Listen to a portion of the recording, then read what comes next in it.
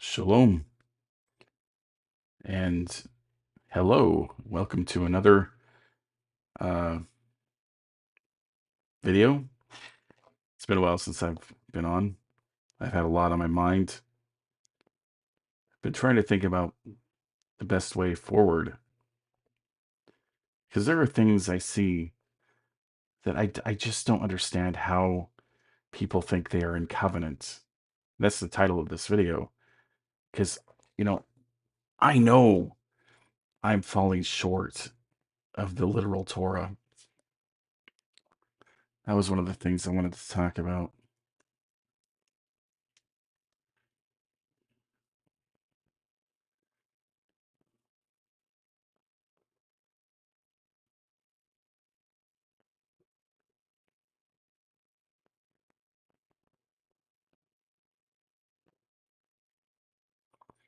Uh, guess I'm not going to find it that easily.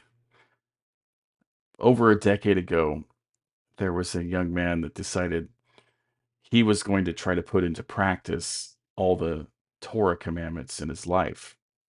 Not even the oral Torah of the Talmudists, just the literal Torah. And in that year, he strived to do it, and he failed. He couldn't do it. So I have to ask, why is there so much pride? Why do so many people believe they're keeping it perfectly and there's no humility, no reflection? And especially the case with the Sabbath.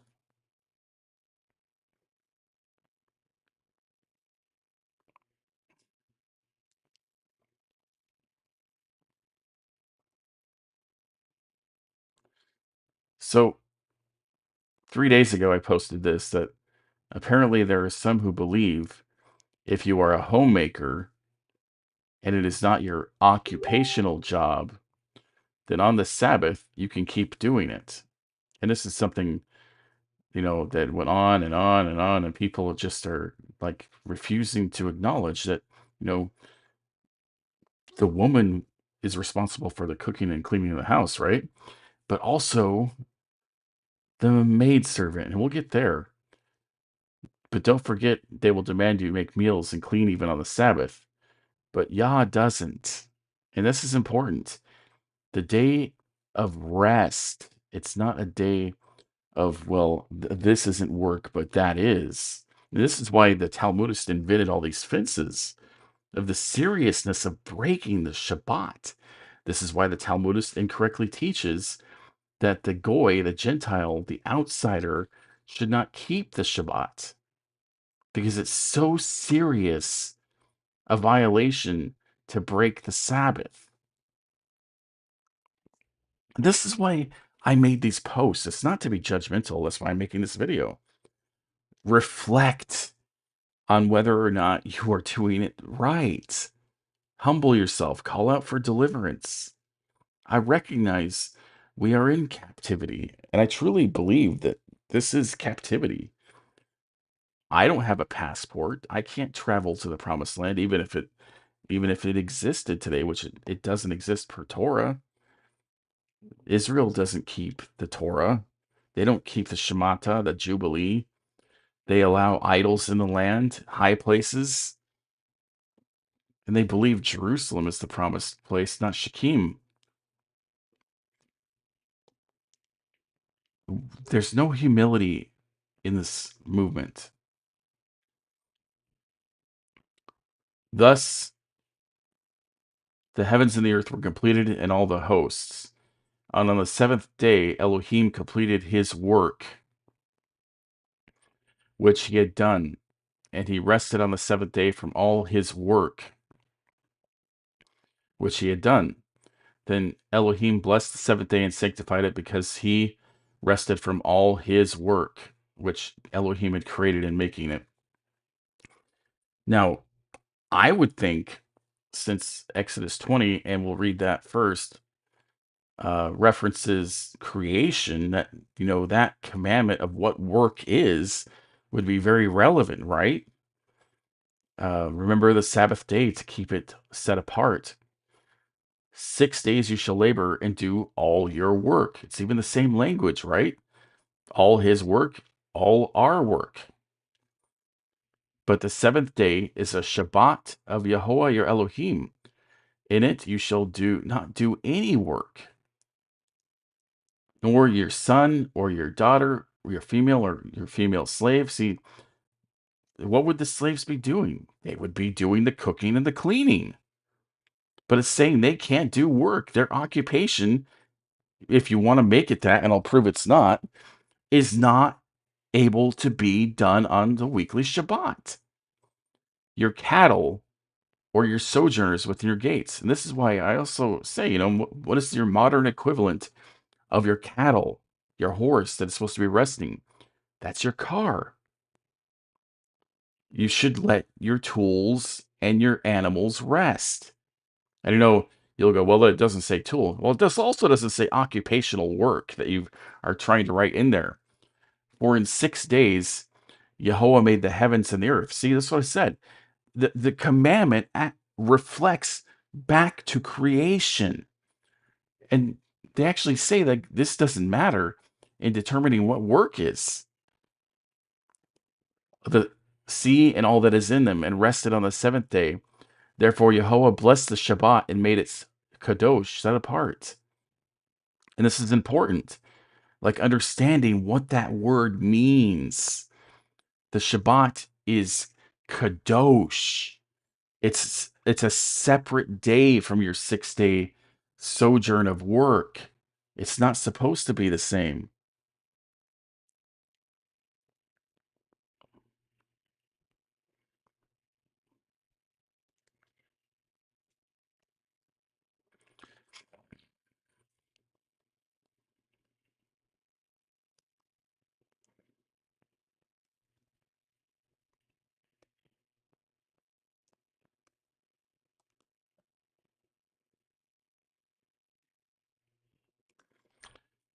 But yet they treat it like it's the same. They can cook, they can clean, they can go outside and grill, kindling a fire to do so. How is that honoring the Shabbat? How does that honor Yehovah? I mean, if you can't do it, and there are reasons for that there are plenty of reasons that in captivity you're currently unequally yoked, like myself, that it's very hard to do it the right way. And I recognize that. I cry out for deliverance. I humble myself. I know I'm not doing it to the letter of Torah. I want to be set apart for him. So where do they get this idea that melekah, the word used for work in Genesis 2 and Exodus 20, is occupation? Well, because the interlinear says that. Occupation, work, business. So therefore, they just add occupation in there. But the Torah has a word for occupation. In Genesis 46, verse 33, it's the first place it's used. When Pharaoh calls you and says, "What is your occupation?" And it's a very different word from melekah. It's mesa, which is interestingly the same consonants, not the same vowel markers that the Masoretes added, as Messiah, Mashiach, Messiah, occupation, the thing you do your work for to make ends meet. Now, it seems to me if Yehovah had meant for occupational work, he would use the word Mashiach instead of Malakah, right? I mean, isn't that a logical conclusion? But we can go even a little deeper to prove this point. When were they first given commandments on the weekly Shabbat? Exodus 16. And I know the first time Shabbat is mentioned is Exodus 12, but that's not the weekly Shabbat. It's the Shabbat of Pesach. The feast Shabbats and the weekly Shabbats often have different rules. So Exodus 16 is the first place he's setting apart what they should do for the Shabbat. Now it happened that on the sixth day they gathered twice as much bread, 2 omers for each one. Then all the leaders of the congregation came and told Moshe. And he said to them, "This is what Yahweh has spoken. Tomorrow is Shabbat observance, a set apart Shabbat, Sabbath to Yahweh. Bake what you will bake and boil what you boil." I mean, right there, right? Bake what you bake and boil what you boil. All that is in excess, put aside and keep to morning. What would they be baking if they baked all they were baking on the day they were told to prepare for Shabbat? I mean, it's not logical to think that they're keeping manna aside till morning to bake it on Shabbat. And, the rest of this explains why, right? So they put it aside until morning, and Moses commanded, and it did not become foul, nor was there any worm in it.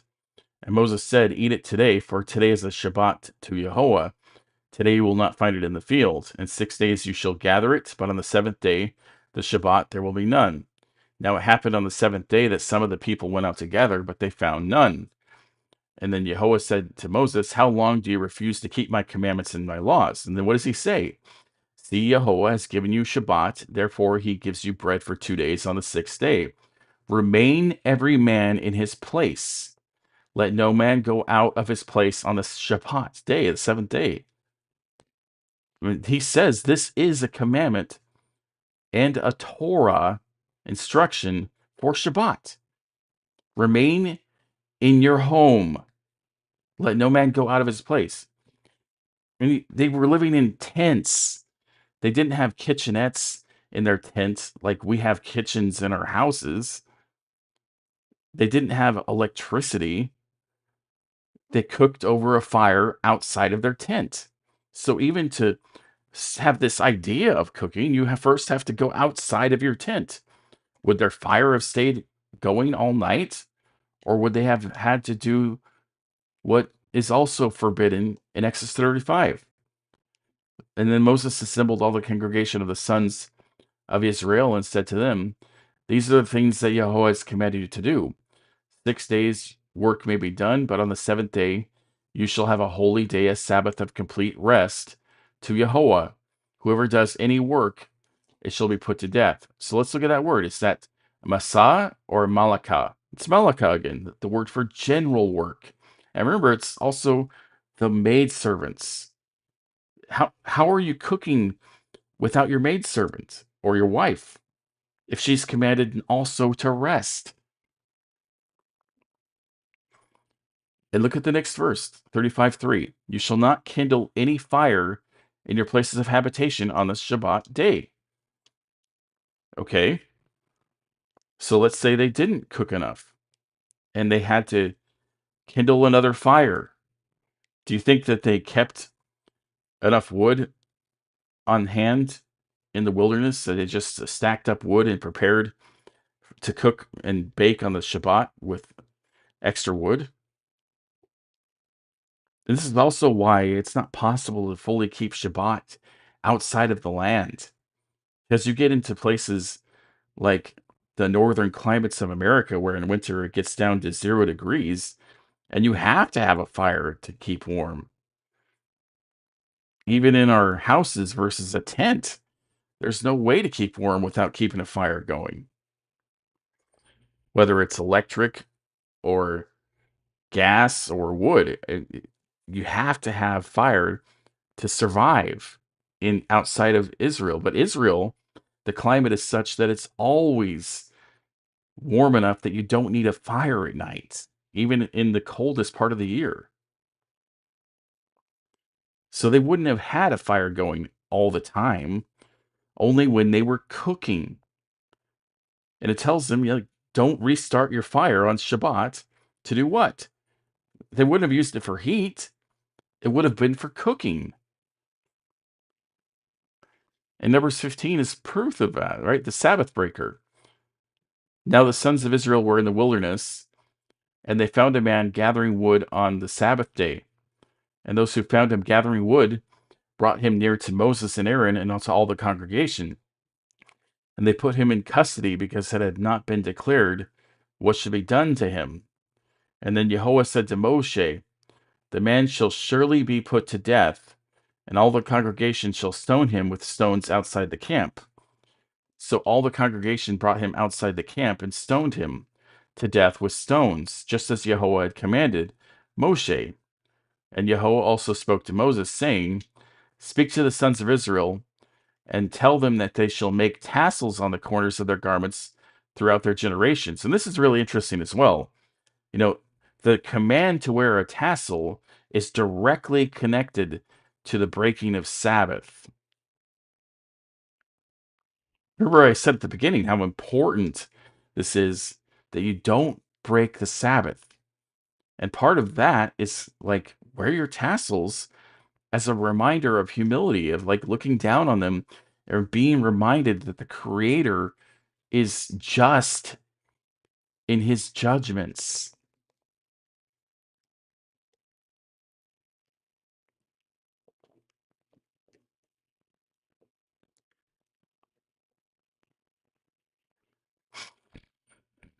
And it shall be a tassel for you to look at and remember all the commandments of Yahweh, so as to do them and not follow after your own heart. And this is what state we are in right now. And so I said, it's the humility is so important. Don't judge people. We don't have judges. Are you going to go to the judge and accuse someone of breaking Torah so you can stone them? How would you even accomplish that? Each one of us is in a state of learning and we are still all doing what's right in our own eyes. If you don't recognize that, that's a part of a lack of humility. And Deuteronomy 12:8 tells us that as well. You shall not do at all what you're doing here today, where every man is doing what is right in his own eyes. But that's still the state we're in. And many of you refuse to admit that. I mean, we're not in covenant, right? This is the hypocrisy of believing you're in covenant. You're not. This is one of the reasons I stopped listening to one of the former Christians, because he was preaching that he was in covenant and that if you don't do what he does, you're not in covenant. It's like, you're not in covenant, dude. None of us are currently in covenant. And look at Isaiah 56, which is specifically written for the outsider. And this is why the Talmudists are on. This says Yahweh, keep justice and do righteousness. And, start with what you can do. You can do what's right. You can avoid doing what's wrong. You can seek justice for the orphan and the widow and help them as much as you can. For my salvation is about to come, my righteousness is about to be revealed. How blessed is the man who does this, and the Son of Man who takes hold of it, who keeps from profaning the Sabbath, keeps his hand from doing any evil. And let not the foreigner who's joined himself to Yahweh say, Yahweh will surely separate me from his people. And this is the claim of Paul, that there was a great divide between the foreigner and the natural born Israelite. But Yahweh says that's a lie. Nor let the eunuch say, behold, I am a dry tree.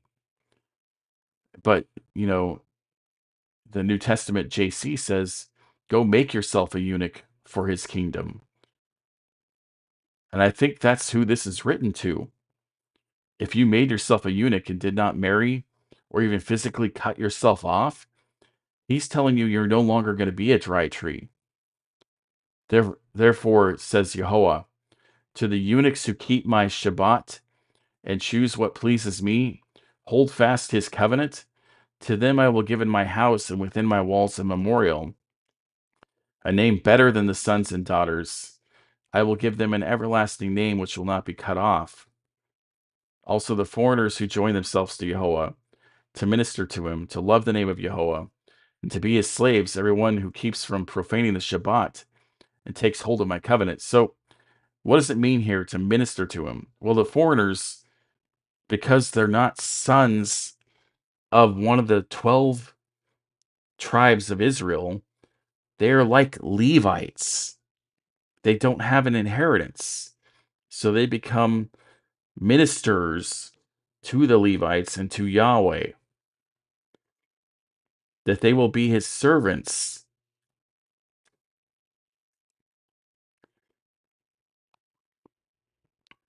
Everyone who keeps from profaning the Sabbath and takes hold of my covenant, even those I will bring to my mountain, and to make them glad in my house of prayer. Their burnt offerings and their sacrifices will be acceptable on my altar, for my house will be called a house of prayer for all the peoples. Hallelujah.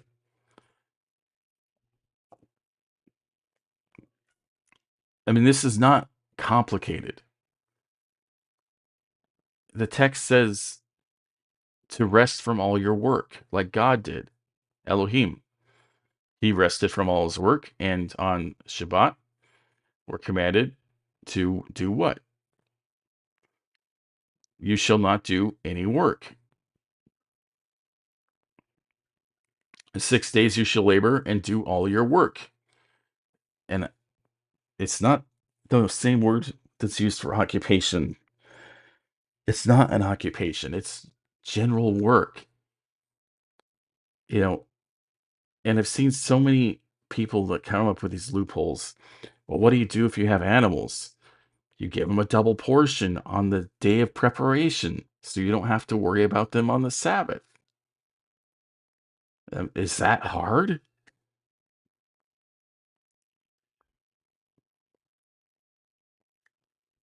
What if I can't cook on this day of preparation a double portion? Then you cry out to Yah for deliverance in your situation. This is part of the point of reading the curses, guys. If you have affliction in your life, even in the land we're in, it should be a sign that something is off. If you have disease, if you have maladies, if there's a situation that's destroying shalom, the whole point of that is that we reflect and humble ourselves. Not that we continue at doing the same thing and saying we're blessed.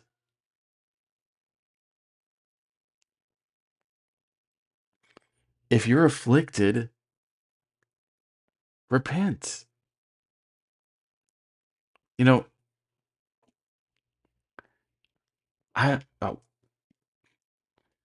if you're seeing things happen in your house that don't make any sense and you want to blame a spirit, instead blame yourself,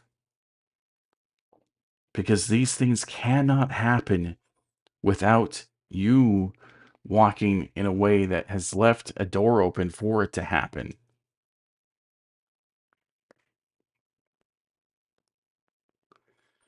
Yahweh will send upon you the curse, confusion, and rebuke in all that you send forth your hand to do, until you are destroyed and until you perish quickly on account of the evil of your deeds, because you have forsaken me.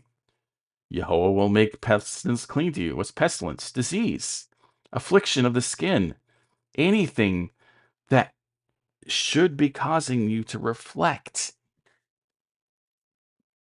Yahweh will strike you with consumption, with fever, with inflammation, with fiery heat, with the sword, with scorching wind, with mildew, and then they will pursue you until you perish. And the heaven which is over your head will be bronze, and the earth that's under you iron. Yahweh will make the rain of your land powder and dust. From heaven it shall come down on you until you are destroyed. And Yahweh shall cause you to be defeated before your enemies. You will go out one way against them, but you will flee 7 ways before them. And you will become an example of terror to all the kingdoms of the earth. And your carcasses will be food to all the birds of the sky. This is interesting, right? Because, this verse is what Luke says, and also Matthew, in their eschatology of a failed first century return of the idol. 2 men will be in the field, one will be taken, the other left. And answering, they said, "Where, Lord?" And he said to them, "Where the body is, there also is the vultures will be gathered." But, in their King James version, it says eagles, not vultures, but it's talking about birds of prey, carrion. This is part of the curse. And this is why I said, these words are cursing you. You don't even realize it. Believing that you won't be left and others will be left behind, you don't understand that the ones that are left behind are not the ones that are being eaten by birds of prey, carrion. That your carcasses will be food to all the birds of the sky because you refused to turn to Yahweh. Yahweh will strike you with the boils of Egypt, with tumors, and with the scab and the itch, from which you cannot be healed. Yahweh will strike you with madness and blindness and bewilderment of heart. See, a lot of people today are just absolutely crazy. And it's because struck them with madness, you know, and he struck them to see things that aren't even there. And well, a whole group of people saw it. Okay, aren't you talking about Yahweh, the God of gods, the only God, the only Savior? He can't make you all see the same delusion, the same mass formation. You shall be driven mad by the sight of what your eyes see.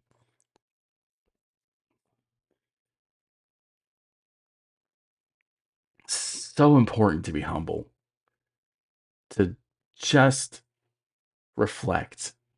Am I keeping the Torah the right way? It doesn't hurt to even ask that. Is there something I'm doing that's off? Is there something I should be doing that I'm not? Stay humble, my friends, and you will have curses lifted even in this land. I hope that this blesses you all in this message, that we don't stop seeking Yah alone.